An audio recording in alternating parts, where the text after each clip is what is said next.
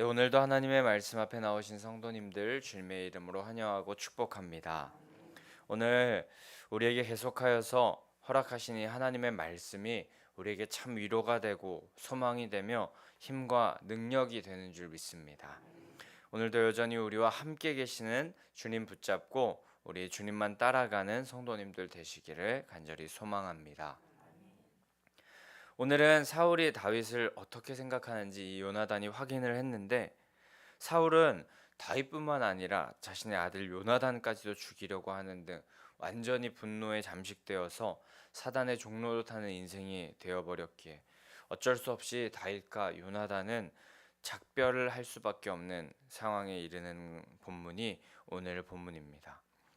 만남이 있으면 이별도 있는 법이긴 하지만 다윗과 요나단의 이 이별, 작별은 너무나도 갑작스럽게 와버렸습니다. 하지만 하나님은 이 모든 상황을 통하여서 하나님의 선하신 뜻을 이루어 가시고 계셨습니다. 오늘 본문을 통하여서 여전히 우리의 인생 가운데 오늘 이 요나단과 다윗처럼 갑작스러운 작별, 또 갑작스러운 무언가 상황이 펼쳐지고 또 답답한 상황이 펼쳐지고 막막하면서 잘 풀리지 않는 모습들이 있을 수 있는데, 여호와는 나의 반석이시오 요새시오 나를 건지시는 이시오 나의 하나님이시오 내가 그 안에 피할 바위시오 나의 방패시오 나의 구원의 뿌리시오 나의 산성이로다 고백하는 이 시편 기자 다윗과 같이 우리도 신실하신 주님 신뢰하여서 주님의 주권 인정하고 따르는 신앙하여서 결국에 이기고 승리하는 성도님들 되시기를 간절히 소망합니다.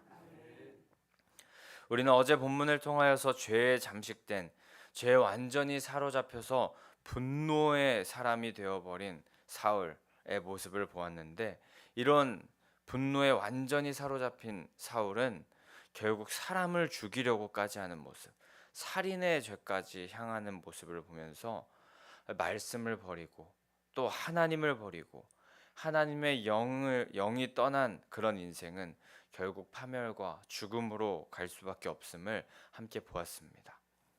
하지만 요나단은 의로운 분노, 정말 사람을 죽이려는 악한 분노가 아니라 의로운 분노를 하는 자였습니다. 불의한 것에 대하여서 분노하는 분노를 하고 있었고, 그 분노는 하나님의 영을 사모하는 자만이 할 수 있는 분노였습니다. 결국 그런 의로운 분노를 하였던 요나단은 사울의 옆을 떠났고 생명을 살리는 길을 향하여서 나아가는 그 길을 택하게 됩니다. 우리도 이 요나단과 같이 불의에 대하여서 분노할 줄 아는 자가 되어야 할 줄 믿습니다. 또한 죄의 종노릇하며 살인까지 하는 그런 악한 일, 악한 생각으로 나아가기보다는 불의에 분노하고 잘못된 것에 대해서는 바로 잡을 줄 아는, 바로 바꿀 줄 아는 그런 용기 있는 사람. 정말 그래서 사람을 죽이는 인생이 아니라 사람을 살리는 인생을 살아가는 인생이 되어야 할 줄 믿습니다. 결국에 우리 오늘 말씀 첫 본문 35절 말씀에 요나단은 다윗 사람을 살리기 위하여서 약속한 대로 언약한 대로 작은 아이, 자신이 함께 데리고 가는 아이 사람 한 명을 데리고 가서 다윗과 약속한 시간, 약속한 장소로 나아가게 됩니다. 사울의 의도를 파악한 후에 다윗에게 이 사실을 빨리 알려주기 위하여서 요나단은 급하게 서두릅니다. 그리고 다윗과 약속한 대로 화살을 쏘았고, 그것을 그 작은 아이가 주워 올 때에 내 앞쪽에 화살이 있지 않느냐 하면서 사울 왕이 너를 죽이려고 하니 너는 지금 당장 도망하여야 한다라는 비밀스러운 사인을 전달하게 됩니다. 근데 오늘 이 작은 아이에게 화살이 내 앞쪽에 있지 않느냐라고 그렇게 말하는 이 요나단의 모습, 요나단의 모습이 글로 표현되어 있지만 저는 이 글을 읽으면서 요나단이 뭔가 금방 울 것만 같은, 건드리기만 하면 툭 하면 울 것만 같은 그런 모습을 하고 있는 것 같았습니다. 37절 말씀에 보게 되면 요나단이 아이 뒤에서 외쳐 이르되 화살이 내 앞쪽에 있지 아니하냐라고 그렇게 외쳤습니다. 근데 여기서 외쳤다라는 그런 동사를 어떤 동사를 사용했나 보게 되면 원어로 카라라는 동사를 사용했다고 합니다.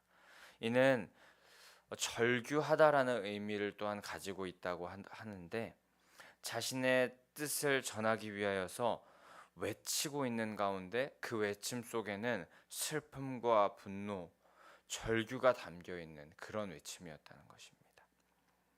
그리고 이 다윗과 화살 언약을 맺을 때에 내 이쪽에 화살을 가지고 오라라는 사인의 의미는 아버지 사울이 너를 그렇게 너에게 대하여 그리 나쁜 마음을 가지고 있지 않으니까 돌아와도 좋다라는 그런 의미였는데, 그런 이야기를 하면서 내 화살이 이쪽에 있으니까 그 화살을 주어라는 그 사인, 다시 우리 즐겁게 행복하게 화목하게 살아가자라는 그런 말을 전하면서 다시 즐거운 삶, 다시 평안한 삶, 함께 즐거운 삶을 누리고 싶었었지만, 그런 삶으로 나아가고 싶었지만 지금 요나단이 최악의 상황이 펼쳐지는 것에 대하여서 원통하고 안타까워하듯이 절규하면서 외치는 것입니다.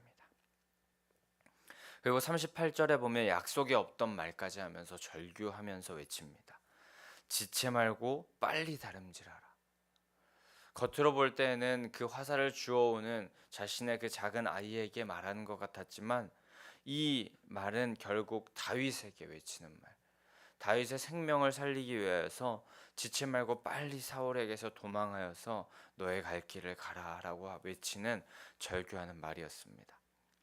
숨어있는 다윗에게 사울의 분노와 적대적 의식이 매우 크기 때문에 빨리 너는 도망하여야 한다라는 것을 알리는 이 요나단의 절규, 그 요나단의 정말 눈물 어린 외침이었습니다. 하나 생각해 보면은 요나단은 지금 자신 또한 눈이 완전히 뒤집혀서 죄의 종로로 타는 사울에게 죽을 수도 있는 상황이었습니다.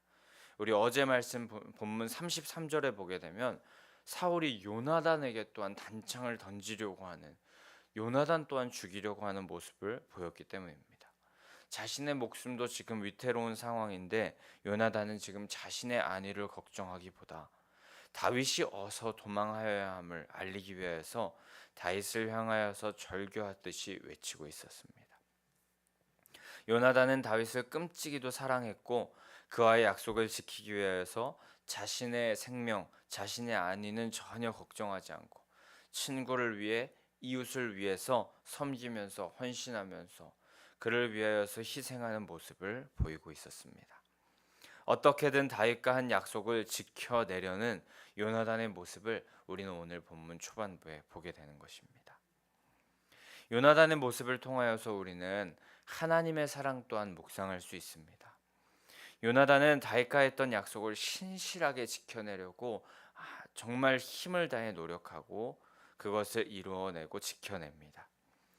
자신의 목숨이 위태로운 상황에도 다윗과 맺은 언약에 대하여서 지키려고 몸부림치는 모습을 보게 되는 것입니다.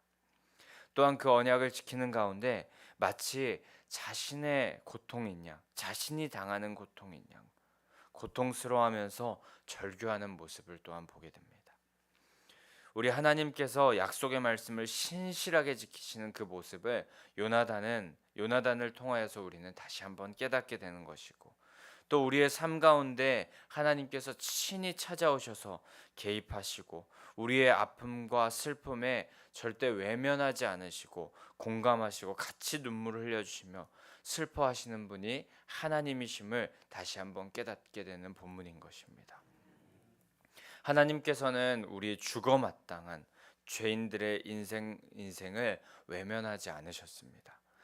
외면하지 않으시고 예수님을 보내주셨고 말씀을 성취하셨으며 또 우리의 삶 가운데 죽음과 또 완전히 패망과 완전히 계속하여서 나락으로 떨어지는 인생일 수밖에 없는 우리의 삶 가운데 찾아오셔서 우리에게 절대 바라보지 못할 것만 같았던 회복과 소망을 우리에게 꿈꾸게 하셨습니다.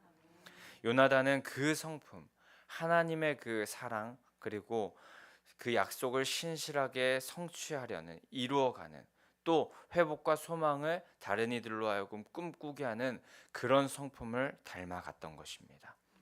우리도 그런데 이 하나님의 사랑을 닮았던 이 요나단과 같이 그 성품을 닮아가야 할 줄 믿습니다. 성도를 사랑하기를, 이웃을 사랑하기를 내 몸과 같이 사랑하고, 미련하고 어리석어 보일지라도 약속을 신실하게 지키는 그 사랑을 교회와 또 각자의 삶의 자리 가운데서 이루어내고 지켜내야 할 줄 믿습니다. 세상과는 다른 사랑의 모습을 보여주는 그런 교회, 그리고 그런 성도, 그런 한 사람 한 사람 하나님의 사람이 되어야 할 줄 믿습니다. 세상과 똑같이 자신의 이익을 따라서 이익이 없다면 배신하고 돌아서면서 약속을 지키지 않는 그런 모습을 보이는 것이 아니라, 또 다른 사람들의 눈물이 나에게는 오히려 기쁨이다 라고 하는 이런 세상의 풍조가 있는데, 그런 풍조를 완전히 뒤집어 버리는 하나님의 성품, 하나님의 사랑으로 이 땅을 물들이시는 성도님들 되시기를 간절히 소망합니다.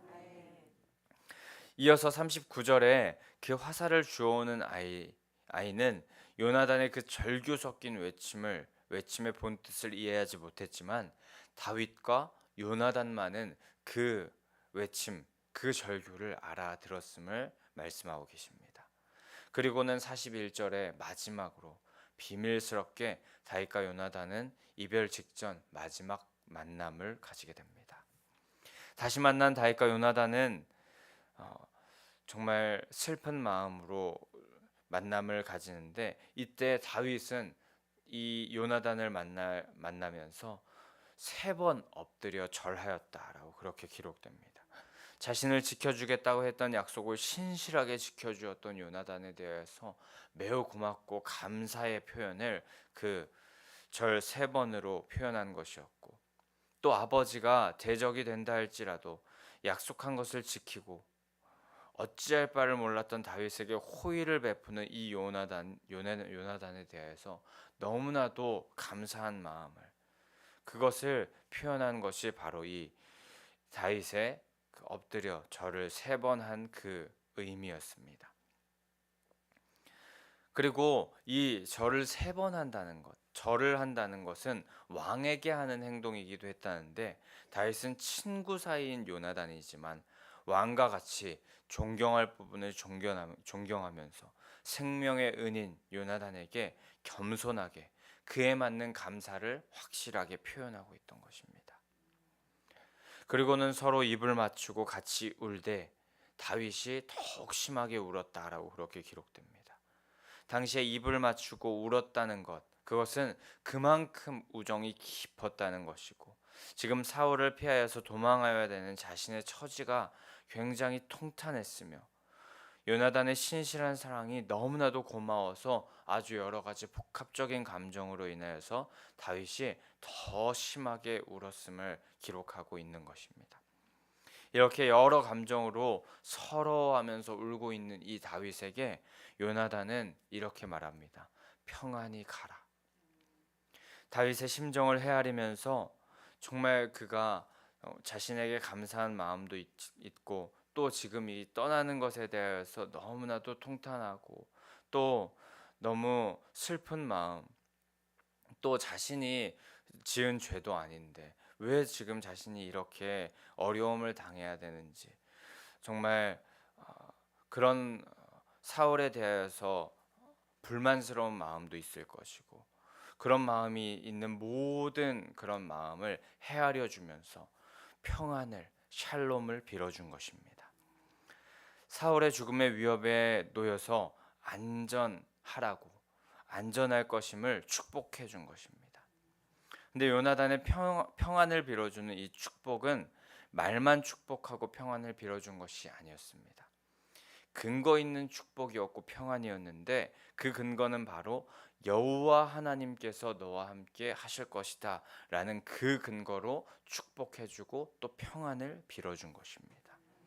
다윗을 안전하게 샬롬하도록 평안하게 도피할 수 있게 하시는 분은 여호와 하나님 한 분이시라는 사실을 깨닫고, 요나단은 여호와께서 영원히 다윗과 자신을 지키실 것임을, 또 그 여호와 하나님께서는 그 다윗의 후손 또 자신의 후손 또한 지키실 것임을 말하고 있는 것이었습니다.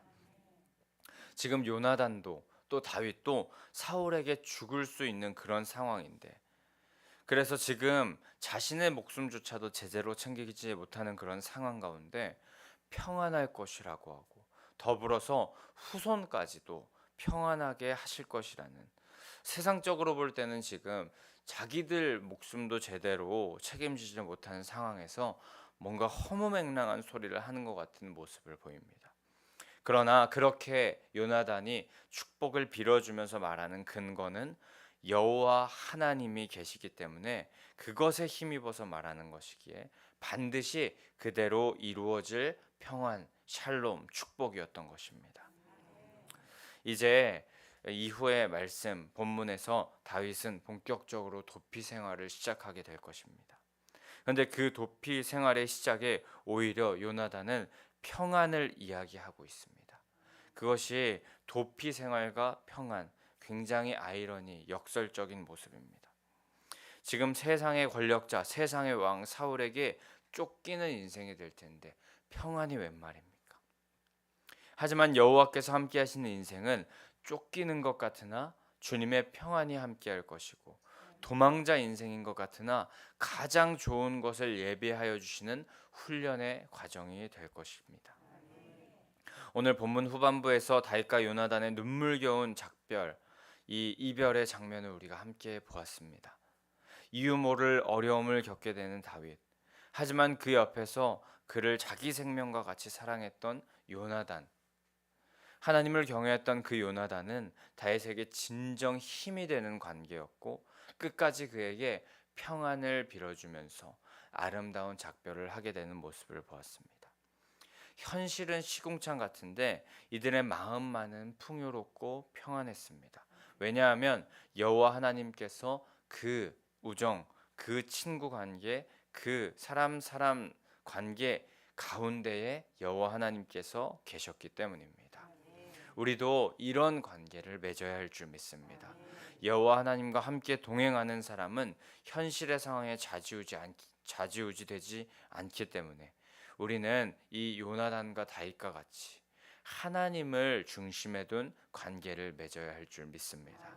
지금 상황이 어렵고 힘들다고 하여서 인생을 포기해버리는 그런 관계, 그런 삶을 사는 것이 아니라 하나님과 함께함으로 말미암아 지금 이 상황이 있을지라도 결국에 신실하신 하나님께서 나에게 평안과 또 매일매일 하나님께서 주시는 놀라운 축복의 삶을 허락하여 주실 것이라는 것을 확신하며 나아가는 그런 관계, 그런 삶을 살아야 할 줄 믿습니다. 하나님께서는 결국에 가장 좋은 것을 주실 것임을 아는 그런 신앙을, 그런 삶을 우리가 살아가야 할 줄 믿습니다. 그래서 요나단은 이렇게 어렵고 힘든 상황 가운데 있지만 42절 말씀에 보면 영원히 하나님께서 너와 나 사이에 계시고 우리의 자손 사이에도 계실 것이라고 말하면서 평안이 지금뿐만 아니라 또 미래에도 계속될 것임을 확신하고 있었는데, 이것이 바로 요나단 그리고 다윗이 믿고 있었던 하나님을 온전히 신뢰하는 모습, 그런 신뢰하는 모습에서 나오는 확신과 또 미래에 대한 확신이었던 것입니다. 워낙에는 오늘 다윗은 결국에 일어나 평안했던 삶을 떠나서 광야로 연단의 과정, 또 도망자의 신세로 전락하나 하나님께서 동행하시는 인생이었기 때문에 평안했던 것, 그리고 평안한 삶으로 나아갈 수 있었던 것을 기억하며 우리도 주님과 함께 걷는다면 지금 현실은 절대 평안을 빌어줄 수 없는 상황 같아 보일지라도 어디든 우리가 향하는 길은 천국임을 깨닫는 성도님들 되시기를 소망합니다. 그리고 이런 축복을 해줄 수 있는 관계가 신앙 안에서 가장 아름다운 관계라는 것 우리가 기억하면서 우리 가족 또 친구, 성도, 교회 간에 격려와 위로가 필요할 때 세상의 말로 위로하고 축복해 주기보다 하나님의 말씀으로 위로하고 하나님의 신실하신 성품에 의지하여서 축복해 주며 평안, 샬롬을 빌어줄 줄 아는 우리 성도들 또 우리 교회가 되어야 할 줄 믿습니다. 하나님을 붙잡고 의지하는 인생은 반드시 평안할 줄 믿습니다. 샬롬의 축복이 우리와 함께 할 줄 믿습니다. 오늘도 그렇게 하나님의 말씀 의지하여서 나아가는 자, 우리 현실 바라보지 않고 하나님의 놀라우신 축복의 미래를 바라보면서 나아가는 자, 천국의 소망을 품으면서 나아가는 자, 그런 자들에게는 하나님께서 임마누엘로 함께하여 주실 줄 믿습니다. 또 이 모든 것은 내 힘으로 안 됨을 고백하면서 주인 되신 주님 의지하며 나아가는 그런 성도들 가운데 성령 하나님께서 매일매일 부활의 주님의 능력을 덧입혀 주실 줄 믿습니다. 오늘도 하나님이 우리와 함께 하심을 신뢰하면서 사람의 눈과 귀로는 지금 전혀 보이지도 않고 들리지도 않는 그런 축복과 또 평안인 것 같지만 신실하고 선하게 지금도 또 미래에도 계속하여서 일하고 계시는 하나님, 여호와 하나님의 평강이 그렇게 믿고 의지하는 우리 여기 모인 모든 성도님들 가운데 함께하기를 간절히 소망하고 축복합니다. 우리 그럼 이 시간에 함께 430장 우리 힘차게 찬송하신 후에 말씀 기억하면서 기도하며 나아가도록 하겠습니다. 430장 함께 찬송하신 후에